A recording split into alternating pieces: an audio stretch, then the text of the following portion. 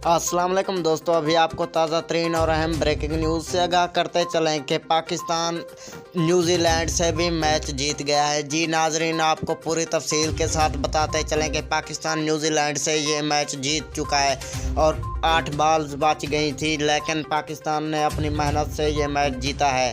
तो दोस्तों आपको बताते चलें कि पाकिस्तान ने कितने रन्स बनाए और न्यूजीलैंड ने कितने रन्स बनाए। जी दोस्तों, जानिए पूरी तफसील इस छोटी सी वीडियो में। लेकिन वीडियो में आगे बढ़ने से पहले अगर आपने हमारी वीडियो को लाइक और चैनल को सब्सक्राइब नहीं किया तो जल्दी से कर दें और घंटी के बटन को भी दबा दें ताकि हमारी इस तरह की हर नई आने वाली वीडियो आपको वक्त पर और बआसानी मिलती रहे।